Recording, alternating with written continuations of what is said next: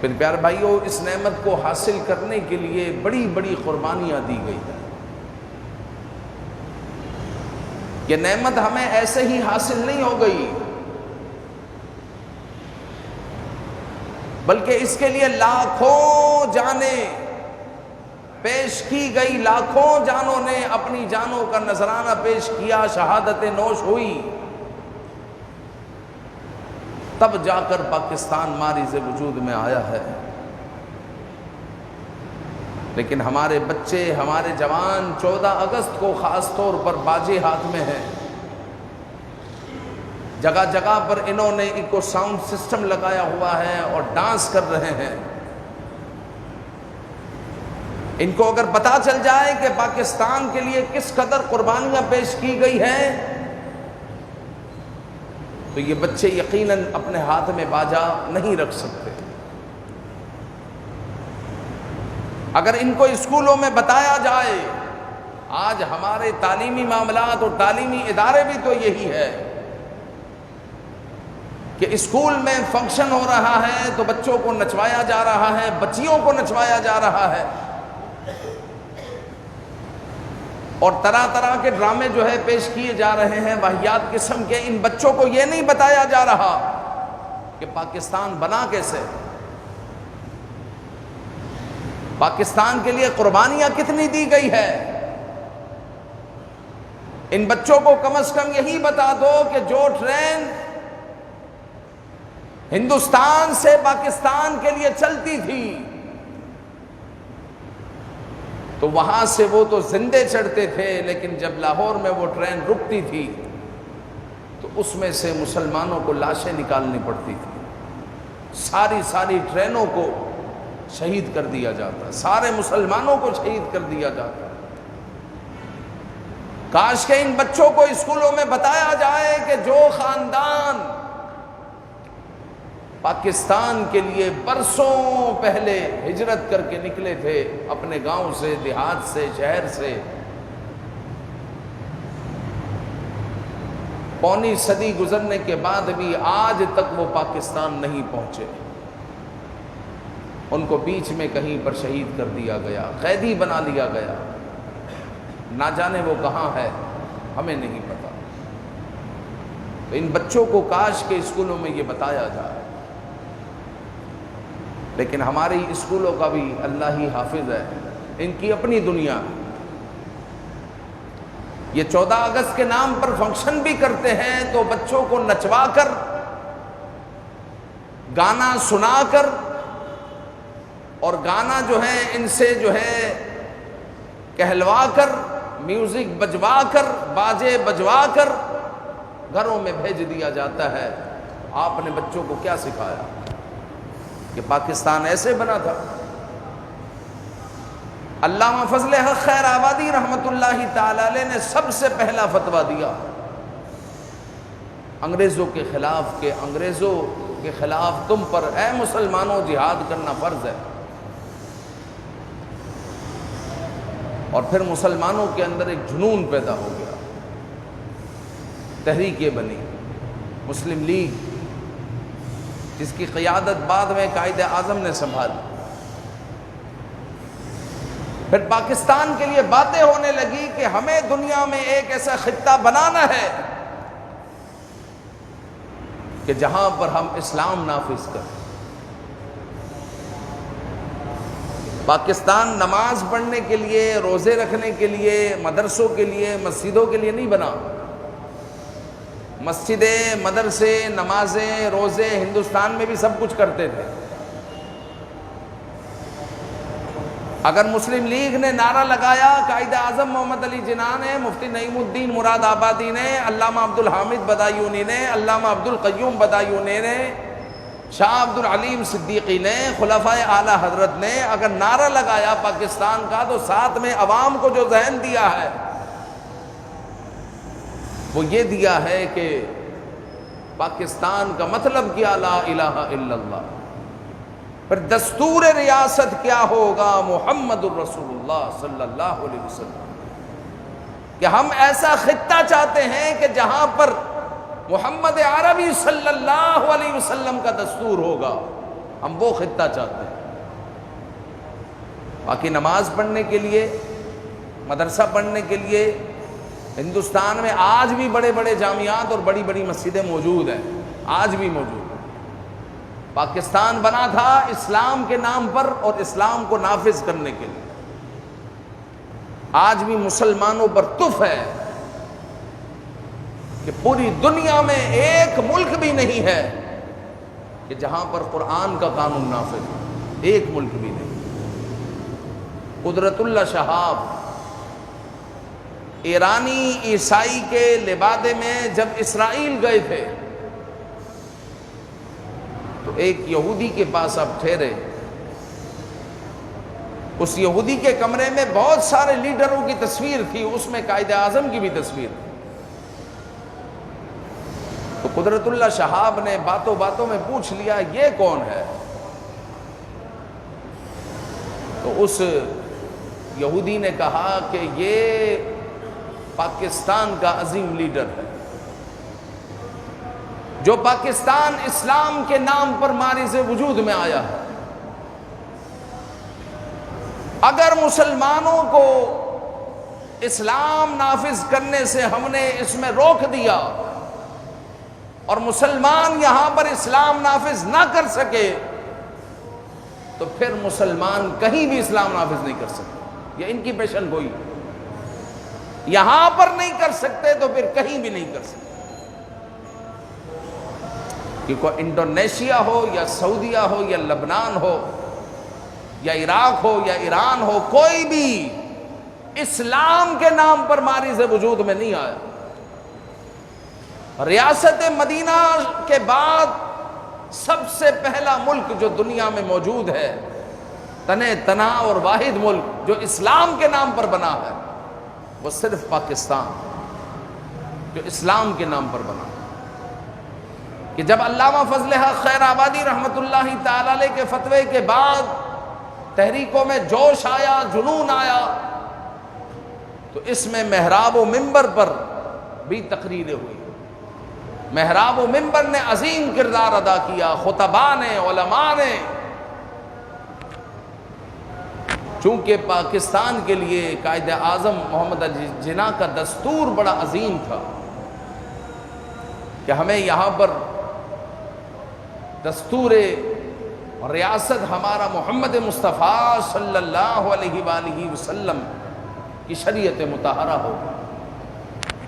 اسی لیے محمد علی جناح جہاں پر بھی جاتے ان کو جو ہے اچھا رسپانس ملتا۔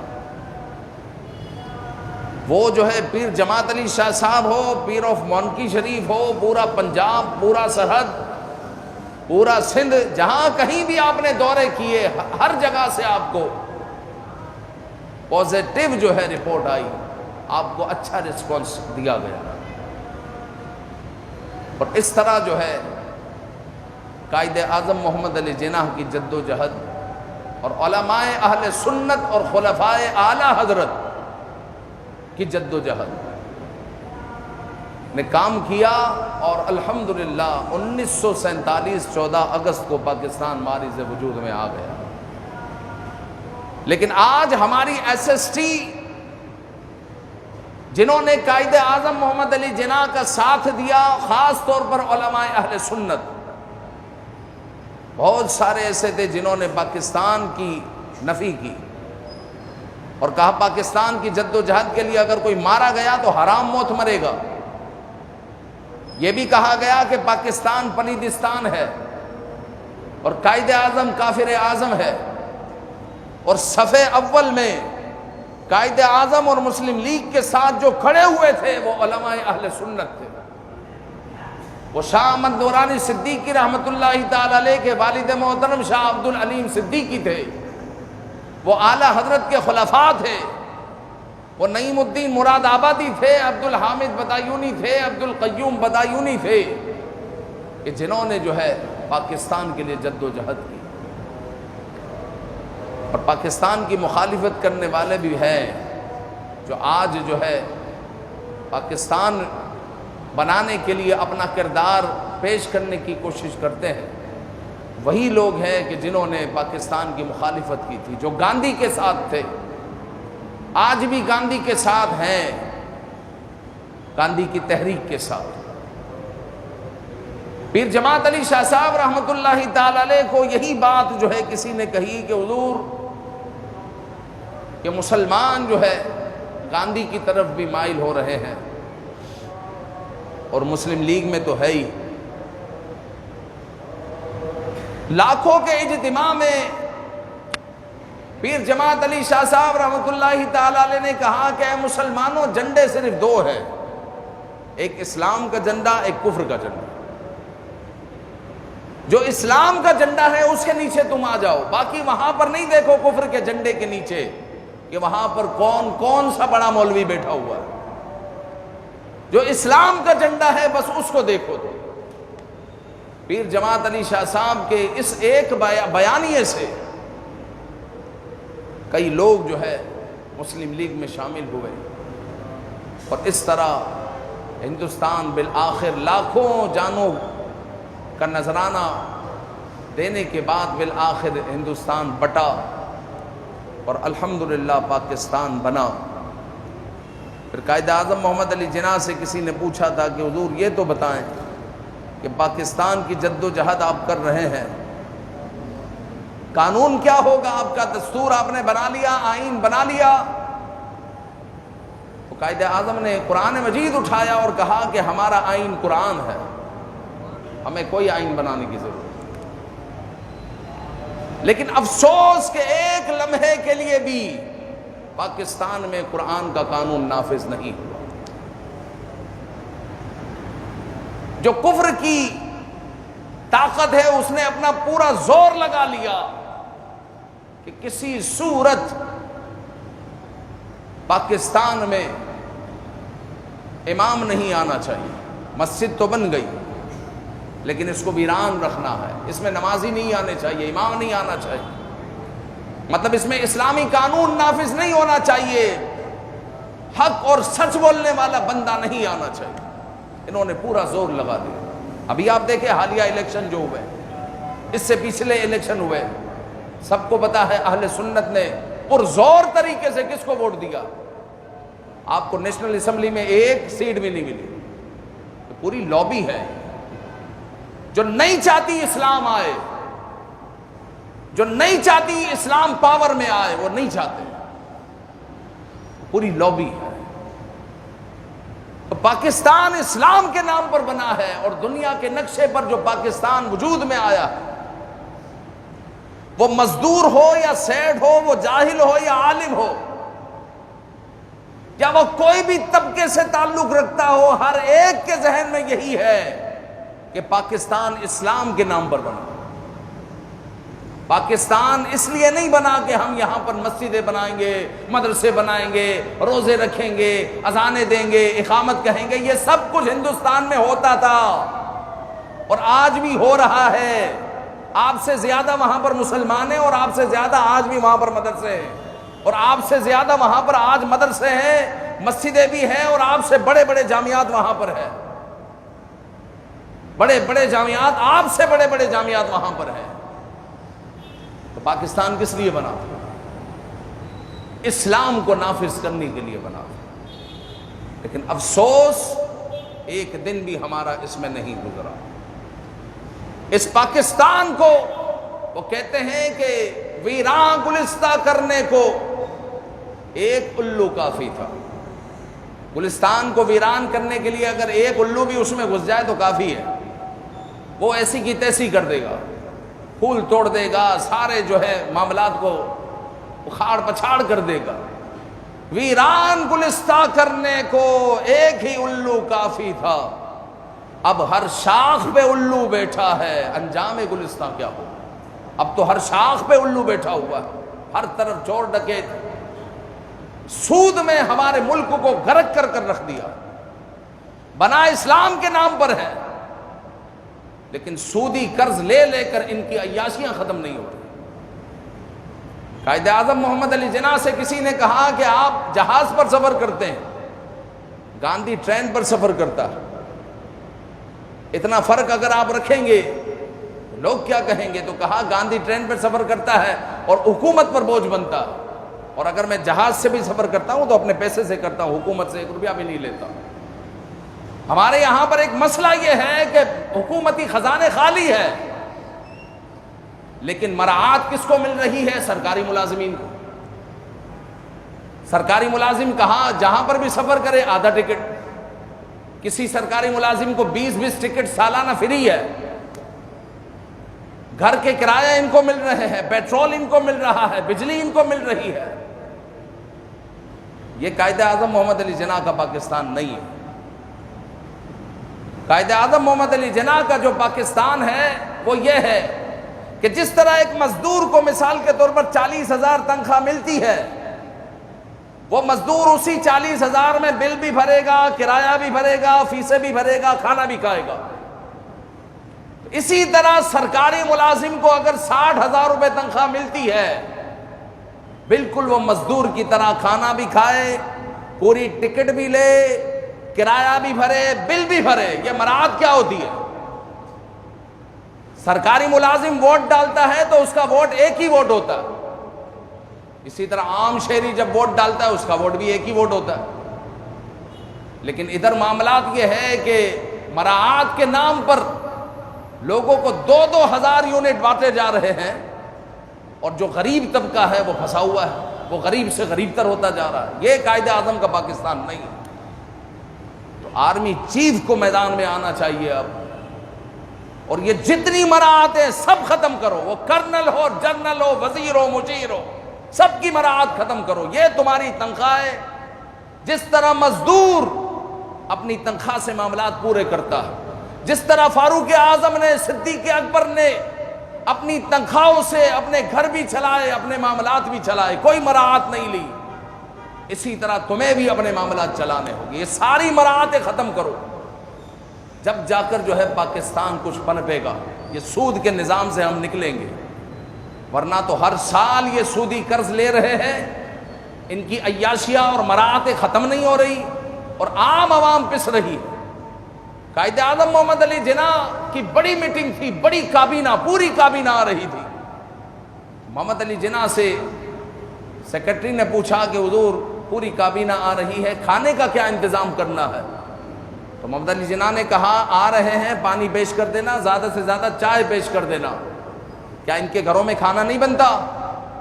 کھانے کا کیا انتظام کرنا ہے؟ ان کے گھروں میں کھانا نہیں بنتا؟ اور یہاں پر تو آپ دیکھیں کہ بسکٹ اور ناشتوں کے صرف بل بنتے کروڑوں میں، ہاؤسز کے کروڑوں میں بل بن رہے ہیں۔ تو بس ہم جس موڑ پر، پاکستان تو بنا تھا اسلام کے نام پر، ہم کچھ کر تو نہیں سکتے، دعائیں کر سکتے ہیں، اور یہ دعا کر سکتے ہیں کہ رب ذوالجلال کوئی فاروق اعظم جیسا ہمیں عطا کرے، اور یہ سارے معاملات کو ٹھیک کرے، جتنے بھی چور لٹیرے ڈاکو یہ موجود ہیں ان کو ختم کرے۔ ابھی پیچھے جو ہے ایک کسی کا انٹرویو آیا تھا، اس انٹرویو والے نے اجازت دی، ہاں بھائی اپنے کالم میں آپ لکھیں، تو اس نے اپنے کالم میں لکھا کہ ایک بندہ ایسا ہے جو 3 جگہ سے پینشن لے رہا، ہاکی کا اور اچھا وہاں کا بھی 3 جگہ سے وہ پینشن لے رہا ہے، یعنی ایک ملازمت سے فارغ ہوا، پھر دوسرے سے فارغ ہوا، تیسرے میں اب وہ عیش کر رہا ہے، 3 جگہ سے اس کو پینشن مل رہی ہے۔ یہ کیا قانون ہے؟ یہ کیا ہے؟ عام آدمی پس رہا ہے، اور یہ اس کو جو ہے لاکھوں لاکھ روپے پینشن ہے بھر کے دے دے۔ تو یہ جو اندھیر نگری ہے اس کو ختم ہونا چاہیے۔ اس ملک کو سدھارنے کے لیے صحیح سیدھے ڈنڈے کی ضرورت ہے، جو ڈنڈا جو ہے سب پر حکومت کرے اور سب کو سدھار کر رکھے، اور جو لوٹ ماری مچائی ہوئی ہے آئی پی پیز کے نام پر، خاص طور پر آئی پی پیز سمجھتے ہیں کیا ہے؟ یہ الیکٹرک بنانے والی کمپنیاں ہیں، اور معاہدے ایسے ہوئے ہیں ہم بجلی بنائے نہ بنائے، پاکستانی حکومت ہمیں اتنے ارب دینے کی پابند ہے، اور یہ بجلی نہیں بنا رہے، اور سالانہ ان کو 28 ارب روپیہ تقسیم کیا جا رہا ہے۔ یہ کون دے رہا ہے؟ میں دے رہا ہوں، آپ دے رہے ہیں، کون دے رہا ہے؟ تو یہ قائد اعظم کا پاکستان نہیں ہے۔ قائد اعظم کا پاکستان، اور اسلام کے نام پر جس پاکستان کو حاصل کیا گیا تھا، اس پاکستان کو لائن پر لانے کے لیے ہمیں جو ہے کوئی فاروق اعظم رضی اللہ تعالیٰ عنہ کی سیرت کا حامل حاکم چاہیے ہے۔ ہم اپنے رب کے حضور منبر رسول صلی اللہ علیہ وسلم پر بیٹھ کر دعا کرتے ہیں کہ اللہ تعالیٰ ہمیں عالمی سطح پر فاروق اعظم جیسا کوئی لیڈر عطا فرمائے اور مسلمانوں کو خلافت کا نظام عطا فرمائے۔ جمہوری نظام اپنا نہیں ہے، خلافت کا نظام اپنا نظام ہے کہ عالمی سطح پر ایک خلیفہ ہو، اسلامی سلطنت ہو اور ساری سلطنت کو ایک خلیفہ دیکھ رہا ہو اور خلیفہ کے نیچے گورنر ہو اور سلطنت چل رہی ہو۔ یہ اسلام کا نظام ہے۔ رب ذوالجلال اسلام کو اس کا کھویا ہوا وقار عطا فرمائے۔ آمین بجاہ النبی الامین صلی اللہ علیہ وآلہ وسلم۔